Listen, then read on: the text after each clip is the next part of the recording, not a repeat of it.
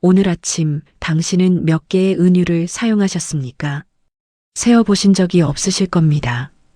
왜냐하면 은유인 줄 모르고 쓰셨기 때문입니다.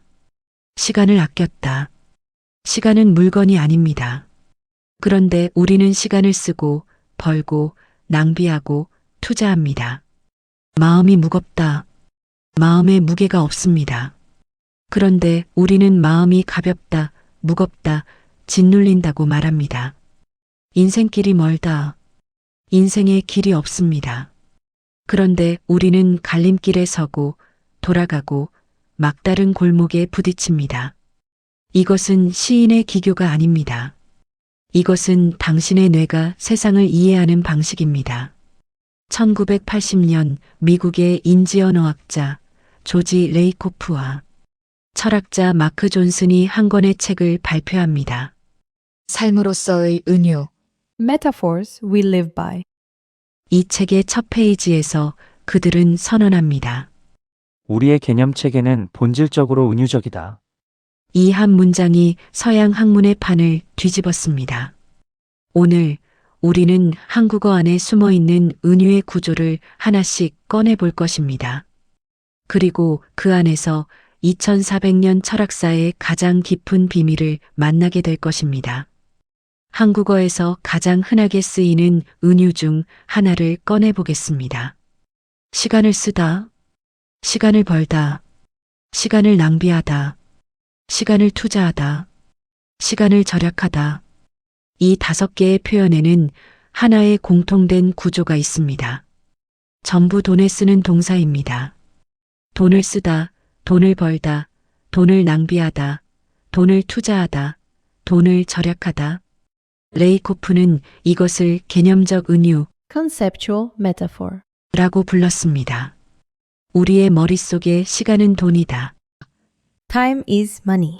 라는 보이지 않는 등식이 깔려 있다는 것입니다. 이것은 단순한 비유가 아닙니다. 이 은유가 우리의 행동과 제도까지 구조화합니다. 왜 우리는 시급을 받습니까?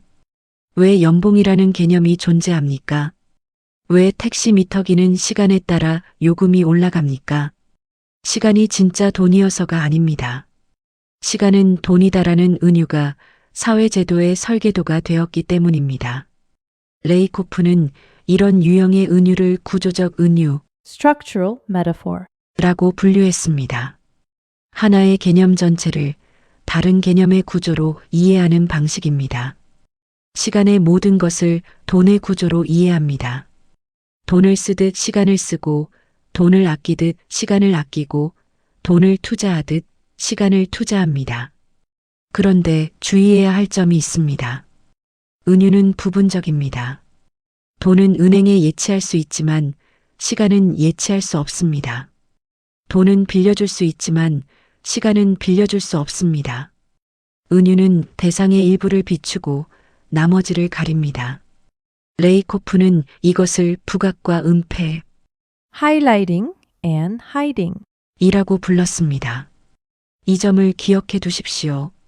나중에 이것이 매우 중요한 의미를 갖게 됩니다. 이제 두 번째 유형의 은유를 보겠습니다. 기분이 올라가다, 기분이 가라앉다, 의기양양하다. 뜻을 풀면 기운이 높이 올라가 있다는 뜻입니다. 의기소침하다, 기운이 아래로 가라앉아 있다는 뜻입니다. 왜 좋은 감정은 전부 위이고 나쁜 감정은 전부 아래입니까? 레이코프는 이것을 방향적 은유, Orientational metaphor. 라고 불렀습니다. 행복은 위이고 슬픔은 아래다. Happy is up, sad is down. 이 은유는 어디서 왔을까요? 레이코프의 답은 명쾌합니다. 몸에서 왔습니다. 기분이 좋으면 어깨가 펴지고 고개가 올라가고 자세가 곧아집니다. 기분이 나쁘면 어깨가 축 처지고 고개가 숙여지고 자세가 웅크려듭니다. 이 신체적 경험이 은유의 토대가 됩니다. 한국어에서 더 놀라운 예를 보겠습니다. 지위가 높다, 낮다. 수준이 올라가다, 떨어지다. 고상하다, 저급하다. 높은 것이 좋고 낮은 것이 나쁘다. 이것은 한국어만의 현상이 아닙니다. 영어도, High class, low class, 독일어도 hochwertig, 고급의 minderwertig. 저급의 왜 전 세계 언어가 같은 방향성을 가질까요? 인간의 몸이 같기 때문입니다. 직립보행하는 인간에게 위는 머리가 있는 방향이고 아래는 발이 있는 방향입니다. 머리는 이성의 자리이고 발은 땅에 닿는 자리입니다. 그래서 위가 이성적이고 가치 있고 좋은 것이 됩니다. 레이코프와 존스는 이것을 신체화된 마음, Embodied mind. 라고 불렀습니다. 마음은 몸과 분리된 순수한 정신이 아니라 몸의 경험 위에 세워진 것이라는 뜻입니다. 2400년 전 플라톤은 몸과 마음을 분리했습니다. 레이코프는 그 분리가 잘못되었다고 선언합니다. 마음은 몸 안에 있으며 몸이 마음의 은유를 만든다고. 세 번째 유형입니다. 마음의 문을 닫다, 가슴에 묻다, 마음을 열다, 속이 타다, 속마음을 드러내다. 이 표현들에는 놀라운 구조가 있습니다. 마음을 그릇으로 보고 있습니다. 마음에는 문이 있어서 열고 닫을 수 있습니다. 마음에는 안과 밖이 있어서 무언가를 묻거나 드러낼 수 있습니다. 마음에는 내용물이 있어서 타거나 넘치거나 비워질 수 있습니다. 레이코프는 이것을 존재론적 은유, Ontological metaphor. 라고 불렀습니다. 추상적이고 형체가 없는 것을 물리적인 사물이나 그릇으로 이해하는 방식입니다. 마음은 형체가 없습니다. 감정은 만질 수 없습니다. 그런데 한국어는 마음을 그릇으로 만들었습니다. 그래서 마음에 문이 생기고 벽이 생기고 안과 밖이 생기고 무언가를 담거나 비울 수 있게 됩니다. 더 놀라운 것은 화에 관한 표현입니다. 화가 나다, 화가 치밀다, 화가 폭발하다, 화를 사기다, 부하가 치밀다. 왜 한국어는 분노를 전부 불과 열로 표현할까요? 이것도 몸에서 옵니다. 분노를 느낄 때 실제로 체온이 올라갑니다. 얼굴이 붉어집니다. 가슴이 뜨거워집니다. 이 신체 경험이 분노는 불이다라는 개념적 은유를 만듭니다. 흥미로운 것은 영어도 Burn with anger. 분노로 타다, 독일어도 Vor Wut kochen. 분노로 끓다, 이렇게 표현한다는 사실입니다. 신체 경험이 보편적이기 때문에 은유도 일정 부분 보편적입니다. 그런데 차이도 있습니다. 한국어에는 화를 사귄다는 표현이 있습니다. 음식이 소화되듯 분노를 내부에서 천천히 처리한다는 뜻입니다. 영어에는 이 표현에 정확히 대응하는 말이 없습니다. 같은 감정을 경험하면서도 다른 은유로 처리합니다. 그리고 은유가 다르면 감정을 다루는 방식도 달라집니다. 한국인이 분노를 참고 사귀는 문화를 가진 것은 단순히 유교의 영향만이 아닐 수 있습니다. 화를 사귄다는 은유 자체가 분노를 내부에서 소화시키라는 행동 지침을 이미 담고 있기 때문입니다. 한국어에만 있는 은유를 하나 보겠습니다. 정을 나누다, 정이 들다, 정을 주다, 정을 떼다, 정이 넘치다. 이 동사들을 가만히 보십시오. 나누다, 들다, 주다, 떼다, 넘치다. 전부 음식이나 액체에 쓰는 동사입니다. 밥을 나누다, 물이 들다, 선물을 주다, 떡을 떼다, 물이 넘치다. 한국인의 머릿속에는 정은 음식이다라는 개념적 은유가 작동하고 있습니다. 이 은유가 한국 문화 전체를 구조화합니다. 왜 한국인은 처음 만난 사람에게 밥 먹었어요? 라고 인사합니까? 왜 한국인은 중요한 관계를 밥을 같이 먹는 것으로 확인합니까? 왜 한국 직장 문화에서 회식이 관계의 핵심 의례가 됩니까? 정이 음식이기 때문입니다. 음식을 나누는 것이 정을 나누는 것입니다. 같은 밥상에 앉는 것이 같은 정을 공유하는 것입니다. 또 하나 있습니다. 체면을 세우다, 체면이 무너지다, 체면을 깎다, 체면을 차리다, 세우다, 무너지다, 깎다, 차리다. 전부 건물에 쓰는 동사입니다. 건물을 세우다, 건물이 무너지다, 돌을 깎다, 건물을 차리다. 한국인의 머릿속에는 체면은 건물이다라는 은유가 있습니다. 체면은 세워야 하고, 무너지면 재앙이고, 깎이면 손상이고, 차려야 유지됩니다. 이것이 단순한 말장난이 아닌 이유는 이 은유가 실제 행동을 만들어내기 때문입니다. 한국인이 체면을 위해 과도한 지출을 하는 것은 건물이 무너지지 않도록 유지 보수하는 행위와 같은 구조입니다. 은유는 말이 아닙니다. 은유는 삶의 방식입니다. 여기서 한 가지 짚어야 할 것이 있습니다. 우리는 학교에서 은유를 배웠습니다. 국어 시간에 배운 비유법입니다. 직유 A는 B 같다. 내 마음은 호수 같다. 은유 A는 B이다. 내 마음은 호수다. 환유 청와대가 발표했다.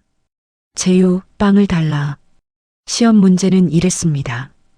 다음 중 은유법이 사용된 문장을 고르시오. 답을 맞히면 점수를 받고 졸업하면 잊어버립니다. 이것이 한국 교육이 은유를 다루는 방식의 전부였습니다. 은유가 수사법 분류표 안에 갇혀버린 것입니다. 그런데 레이코프가 밝힌 것은 완전히 다른 이야기입니다. 학교에서 가르친 은유는 언어의 장식이었습니다. 내 마음은 호수다처럼 시인이 의도적으로 만들어내는 기교. 그러나 레이코프가 발견한 은유는 사고의 구조입니다. 시간을 쓰다 마음이 무겁다처럼 우리가 의식하지도 못한 채 매일 사용하는 보이지 않는 사고틀.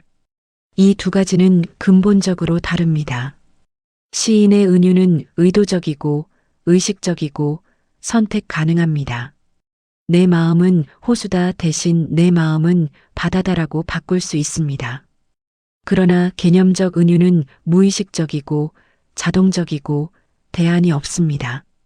시간을 쓰다를 은유가 아닌 방식으로 표현하려면 어떻게 해야 할까요? 사실상 불가능합니다. 왜냐하면 시간을 이해하는 다른 방식이 우리 개념 체계에 없기 때문입니다. 레이코프는 이렇게 말합니다. 은유는 시적 상상력이나 수사적 기교의 문제가 아니다. 은유는 일상적 사고의 문제다. 우리의 평범한 개념 체계, 그 안에서 우리가 생각하고 행동하는 바로 그것이 근본적으로 은유적인 성격을 가진다. 1980년 삶으로서의 은유, 제3쪽의 선언입니다. 한 가지 더 중요한 개념이 있습니다. 책상 다리. 책상에 진짜 다리가 달려 있습니까? 아닙니다. 그런데 아무도 이 표현을 들으면서 인간의 다리를 떠올리지 않습니다. 은유가 너무 오래되어서 은유라는 사실 자체가 잊혀진 것입니다. 바늘귀. 바늘에 귀가 있습니까? 산허리. 산에 허리가 있습니까? 병목. 병에 목이 있습니까? 저울눈. 저울에 눈이 있습니까? 전부 인간의 신체를 사물에 옮긴 은유입니다. 그런데 은유의 흔적이 완전히 지워져서 이제 그냥 원래 그런 말이 되어버렸습니다. 이것을 학술 용어로 사은유, 죽은 은유, 데드 메타포라고 합니다. 그런데 이 죽은 은유에 대해 150년 전에 놀라운 통찰을 던진 철학자가 있습니다. 프리드리히 니체. 1873년 니체는 한 편의 글에서 이렇게 씁니다. 진리란 무엇인가? 은유에 유동하는 군대이다. 진리란 그것이 환상이라는 사실이 잊혀진 환상이며 감각적 힘을 잃은 은유이며 무늬가 닳아서 더 이상 동전이 아니라 금속 조각일 뿐인 동전이다.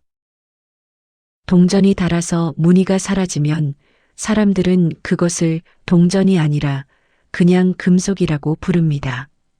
은유도 마찬가지입니다. 은유가 닳아서 은유성이 사라지면 사람들은 그것을 은유가 아니라 진리라고 부릅니다. 니체가 1873년에 쓴 이 통찰은 107년 뒤 레이코프가 체계화한 개념적 은유이론의 철학적 선구입니다. 니체의 이 놀라운 글에 대해서는 이 시리즈의 세 번째 영상에서 깊이 다루겠습니다. 정리하겠습니다. 오늘 우리가 발견한 것은 이것입니다. 첫째, 한국어의 일상 표현 속에는 보이지 않는 은유의 구조가 작동하고 있습니다. 시간은 돈이다. 행복은 위이다. 마음은 그릇이다. 정은 음식이다. 체면은 건물이다. 이것들은 시인의 기교가 아니라 우리의 사고를 지배하는 개념적 은유입니다. 둘째, 이 은유들은 신체 경험에서 태어납니다. 인간의 몸이 같기 때문에 보편적인 은유가 존재하고 문화가 다르기 때문에 고유한 은유도 존재합니다. 셋째, 은유는 말의 장식이 아니라 사고의 구조이며 그 사고가 행동과 제도까지 만들어냅니다. 레이코프와 존스는 자신들의 입장을 체험주의, Experientialism. 라고 불렀습니다. 인간의 의미와 진리는 몸의 경험과 은유적 사고 위에 세워진다는 것입니다. 이것은 2400년 서양 철학의 핵심 전제에 대한 도전입니다. 2400년 전 아리스토텔레스는 이미 은유의 힘을 알아보았습니다. 그는 시학에서 이렇게 썼습니다. 가장 위대한 것은 은유의 사용이다. 이것만은 다른 사람에게서 배울 수 없다. 이것은 천재의 표지다. 좋은 은유를 만든다는 것은 유사성을 직관적으로 포착하는 능력이기 때문이다. 기원전 335년경의 이 한 문장에서 은유의 철학이 시작되었습니다. 다음 영상에서 우리는 바로 그 시작점으로 갑니다. 아리스토텔레스가 아테네 외곽 리케이온 학당에서 제자들에게 들려준 은유에 관한 최초의 이론. 그것은 이후 2000년 동안 서양이 은유를 이해하는 유일한 틀이 됩니다. 그리고 그 틀이 깨지기까지 2000년이 걸립니다. 이상으로 메타포의 철학 1부를 마칩니다. 2부를 기대해 주세요.